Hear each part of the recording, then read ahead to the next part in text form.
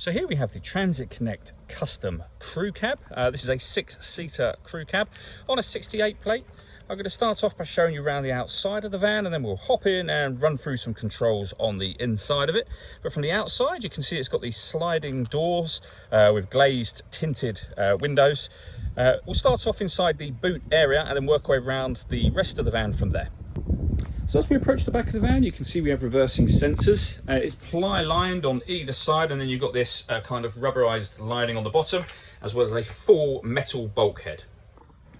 Okay, so we're just going to work our way back round to the front of it, and then we'll hop in and run through some of the controls on the inside. But now that we've done a full circle of it, you can see it's in excellent condition the whole way round.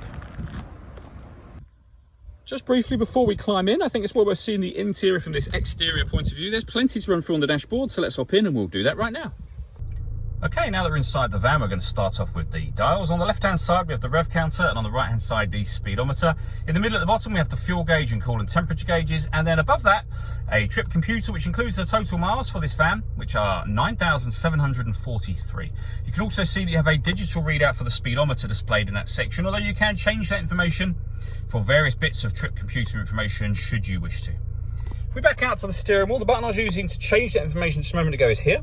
We've then got stereo and phone controls, as well as cruise control and speed limiter. Working our way over into the centre, we have the main touchscreen for the car. This is where you can connect a phone.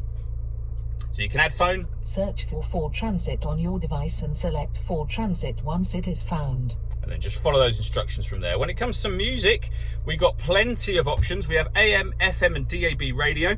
You can stream your music wirelessly via Bluetooth audio, and this car has a USB input as well. Working our way down, you can see we have the air conditioning, so fan speed, temperature, direction of the air. This button turns the air conditioning off and then back on again. You can recirculate the air that's in the van or turn that off as well. We have a heated driver seat, heated passenger seat, both with 3 different heat settings each. We have then a proper heated front screen as well as the hazard warning lights. We then have a 12-volt charging socket and the USB input that I mentioned a moment ago. A 6-speed manual gearbox, and then the all-important cup holder below that.